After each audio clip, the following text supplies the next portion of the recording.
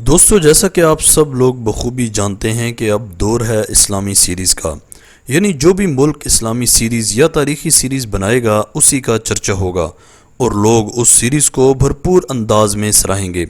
جیسا کہ آپ کے علم میں ہے کہ ترکی اپنی بنائی ہوئی تاریخی سیریز کی وجہ سے آج ہر بندے کی زبان پر ہے، کیونکہ دوستو ان تمام سیریز اور بالخصوص ارطغرل غازی سیریز میں ہمیں وہ بہترین کلچر اور وہ روایات دیکھنے کو ملی جو کہ ہر مسلمان کے پاس ہونی چاہیے۔ ایسے بہترین اقوال اور وہ جذبہ ایمانی سے سرشار مسلمان حکمران نظر آئے جو کہ اپنے سامنے آتی ہوئی بڑی سی بڑی چٹان سے لڑنا بخوبی جانتے تھے۔ دوستو، ٹرکش سیریز کی کامیابی کو بھانپتے ہوئے مصر نے کچھ عرصہ قبل ایک سیریز لانچ کی تھی جو کہ مکمل فکشنل سیریز تھی، لیکن دوستو اس سیریز میں بھی ایسے سینز دکھائے گئے ہیں جنہوں نے امریکہ اور بالخصوص اسرائیل کی نیندیں حرام کر دی ہیں۔ تو دوستو اس سیریز میں ایسا کیا ہے جو کہ آپ کو ارطغرل غازی ڈرامہ کی فیلنگ دے سکتا ہے، یہ سب آج کی اس ویڈیو میں آپ کو بتاؤں گا۔ لیکن دوستو ویڈیو میں مزید آگے بڑھنے سے پہلے اگر ابھی تک آپ نے ماجد ٹی وی کو سبسکرائب نہیں کیا تو جلدی سے اس چینل کو سبسکرائب کر کے بیل آئیکن پریس کر دیں۔ دوستو یہ دور ہے 5th جنریشن وار کا، یعنی آپ اس ڈیجیٹل دور میں اپنے میڈیا کو استعمال کر کے دوسروں کو شکست دے سکتے ہیں اور ان کے گھنونے عزائم کو ایکسپوز کر سکتے ہیں۔ اس لیے دوستو اب ہر ملک کی کوشش ہوتی ہے کہ وہ اپنے ڈراموں یا اپنی موویز میں دوسری کنٹریز کو ٹارگٹ کرے تاکہ دیکھنے والے ناظرین کے دماغ میں دوسرے ملک کے لیے زہر بھرا جا سکے۔ جیسا کہ آپ اگر ہالی ووڈ یا بالی ووڈ موویز میں دیکھیں تو ان میں اسپیشلی اسلام کو بہت زیادہ ٹارگٹ کیا جاتا ہے، یعنی اس مووی میں جو بھی دشمن ہوگا یا کوئی بھی برا شخص ہوگا اس کو وہ مسلمان ظاہر کریں گے، یعنی ایک مکمل مائنڈ پروگرامنگ کی جاتی ہے نئی آنے والے نسل کی۔ ان کے ذہنوں میں اسلام کے لیے اتنا زہر بھرا جا رہا ہے کہ وہ مسلمان کو دیکھتے ہی ڈر جاتے ہیں۔ دوستو اس 5th جنریشن وار کے دور میں نہ تو کوئی ہتھیار استعمال ہوتا ہے اور نہ ہی کوئی گولہ بارود، بلکہ صرف اور صرف برین واشنگ، نئی نسل کی سوچ کو تبدیل کرنے کے لیے غیر روایتی طریقہ کار اپنائے جاتے ہیں۔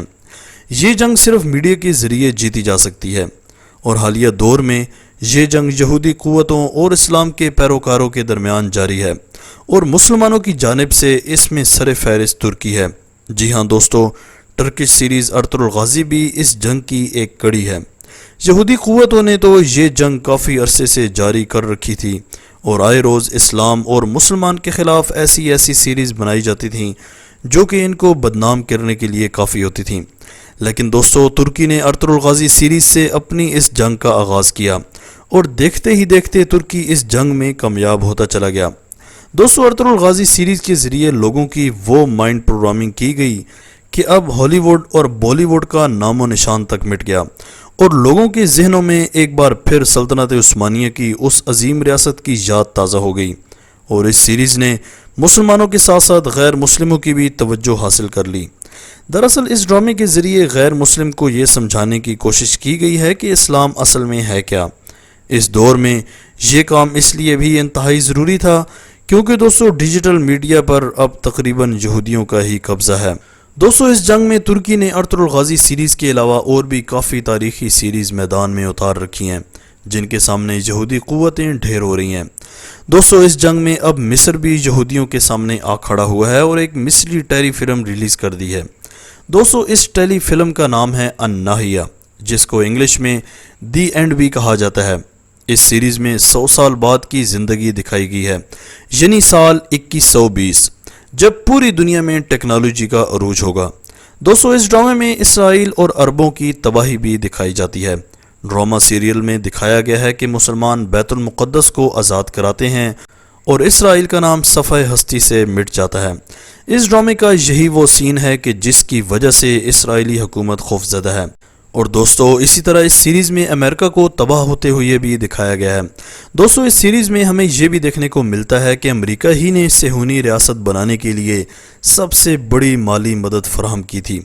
دوستو اس سیریز کی ابتدائی قسطیں کامیاب ہونے کے بعد اسرائیلی حکومت برہم ہو گئی اور اسرائیلی وزیر خارجہ کی جانب سے کہا گیا کہ یہ ڈرامہ ایک ایسے ملک میں بنایا گیا ہے جس کے ساتھ اسرائیل نے امن معاہدہ کر رکھا ہے۔ دوستو اس سیریز میں سائنس فکشن جیسی ٹیکنالوجی کو بھرپور انداز میں استعمال کیا گیا۔ لیکن جس ملک پر یہودیوں کا ہاتھ پڑتا ہے وہ اس کو روک لیتے ہیں۔ یہی وجہ ہے کہ اب اس سیریز کے دیگر سیزن بننے جا رہے ہیں جس کو روکنے کی بھرپور کوشش کی جا رہی ہے۔ مصر نے پہلی دفعہ ایسی کوئی فکشن سیریز بنائی ہے جس میں یہودیوں کو تباہ کرتے ہوئے دکھایا گیا ہے۔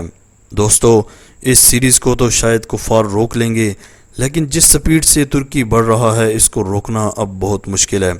اب ترکی کی سیریز آتی رہیں گی اور سپر ہٹ ہوتی رہیں گی۔ آج تک کے لیے اتنا ہی۔ دوستو، آپ کو ترکی کی ان تمام اسلامی سیریز میں سے کون سی سیریز سب سے اچھی لگتی ہے؟ کمنٹ سیکشن میں اپنی قیمتی رائے کا اظہار ضرور کیجیے گا۔ اسی طرح کی امیزنگ ویڈیوز کے لیے ماجد ٹی وی کو سبسکرائب کر کے بیل آئیکن پریس کر دیں تاکہ ماجد ٹی وی کے آنے والی ہر ویڈیو کی نوٹیفیکیشن آپ کو آسانی سے ملتی رہے۔ اگلی ویڈیو تک کے لیے اجازت دیجیے۔ اللہ حافظ۔